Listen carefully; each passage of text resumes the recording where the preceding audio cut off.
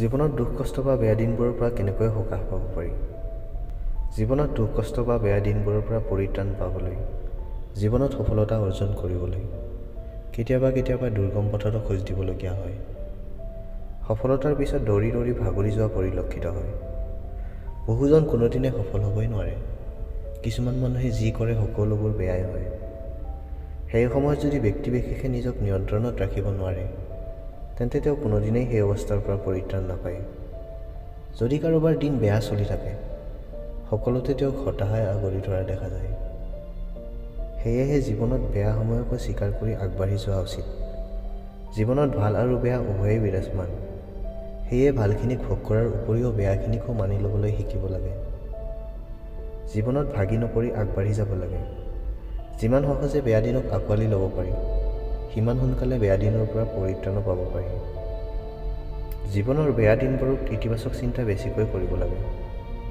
কাৰণ ইতিবাচক চিন্তাই হ'ল বেয়া দিন বেয়া সময় পাৰ কৰাৰ অন্যতম হাথিয়াৰ। চাকৰি গুচি গ'লে আশা ৰাখক, আৰু ভাল চাকৰি আপোনাক ৰৈ আছে। প্ৰিয়জনে গুচি গ'লে আশা ৰাখক, কোনোবাই আপোনাক দূৰণিত দুহাত মেলি ৰৈ আছে। কঠিন সময়ৰ পৰা শিক্ষা লওক। আপোনাৰ বিপদৰ সময়ত আপুনি চিনি পাব আচলতে আপোনাৰ প্ৰকৃত আপোন কোন, আৰু কোনে আপোন লোকৰ ভাও জুৰি আছিলে অতদিনে। এই শিক্ষাই আপোনাক সঠিক পথত আগুৱাই লৈ যাব। বেয়া সময়ক অভিশাপ বুলি নাভাবি আশীৰ্বাদ হিচাপে গ্ৰহণ কৰক। জীৱনৰ এটি বেয়া সময়ক এটি সফলতাৰ চিৰি বুলি গ্ৰহণ কৰক।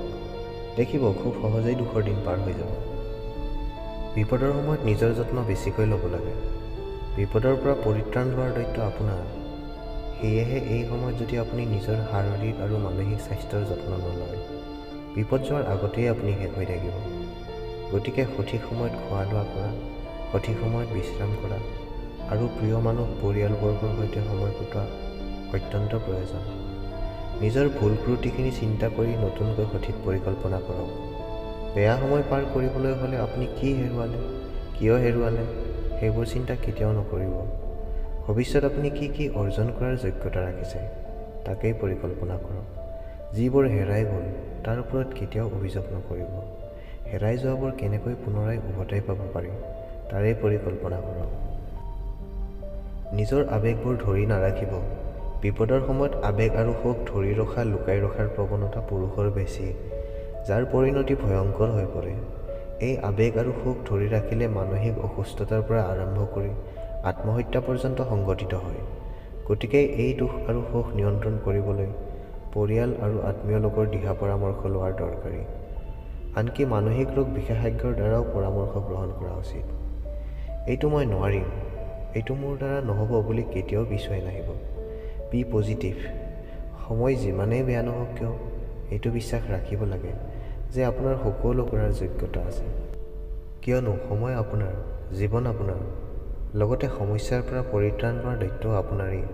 সেয়েহে জীৱনত কেতিয়াও আত্মবিশ্বাস হেৰুৱাব নালাগে। দুশ্চিন্তা আৰু দোষাৰোপে একো বস্তু সলনি কৰিব নোৱাৰে। এনেকুৱা বহুত মানুহ আছে যে তেওঁৰ লগত কিবা এটা অঘটন বা বেয়া দিন আহিলে হয়তো অইন লোকক নহ'লে নিজকে দোষাৰোপ কৰে, আৰু নহ'লে নিজৰ মূৰত দুশ্চিন্তা সোমাই লৈ পৰিস্থিতি বেছিকৈ ভীষণ কৰি তোলে। সেয়েহে দুশ্চিন্তা বা দোষাৰোপ গুৰুত্বপূৰ্ণ নহয়, বৰং এই সময়ত নিজক নিয়ন্ত্ৰণ কৰি ৰখাটোহে অত্যন্ত গুৰুত্বপূৰ্ণ। এই জীৱন সাময়িক মাথো। জীৱনত কোনো কথা বা কোনো বস্তু দীৰ্ঘস্থায়ী বা চিৰস্থায়ী নহয়। সেয়েহে জীৱনৰ বেয়া সময়ত দিশাহাৰা হ'ব নালাগে। বিশ্বাস ৰাখিব লাগে যে বেয়া সময় বা বেয়া দিনৰো শেষ থাকে। বেয়া দিনে সদায় ভালৰ অপেক্ষাত থাকে। অন্ধকাৰৰ শেষত যেনেকৈ পোহৰ আহে, ঠিক একেদৰেও বেয়া দিন শেষ হৈ ভাল দিন নিশ্চিতভাৱে আহে। মাত্ৰ অপেক্ষা সময়ৰ। সেয়েহে বেয়া দিনবোৰত দুৰ্যোগৰ সময়ত নিজৰ ধৈৰ্য আৰু সহিষ্ণুতা বঢ়াই তুলিব লাগে। বিপদৰ সময়ত ঋণাত্মকখিনি বেছিকৈ চিন্তা নকৰি সামান্য পৰিমাণে হ'লেও ধনাত্মকখিনিকে গুৰুত্ব দি নিজেই সন্তুষ্টি লাভ কৰাৰ প্ৰয়োজন। চাব আপোনাৰ জীৱন সুন্দৰ হৈ উঠিব। জীৱনত বহু পৰিমাণে দুখ কষ্টৰ পৰা পৰিত্ৰাণ পাব। আপোনাৰ জীৱন সুন্দৰ হওক, আপুনি সফল হওক। আমাৰ প্ৰয়াস সদায় আপোনাৰ লগত।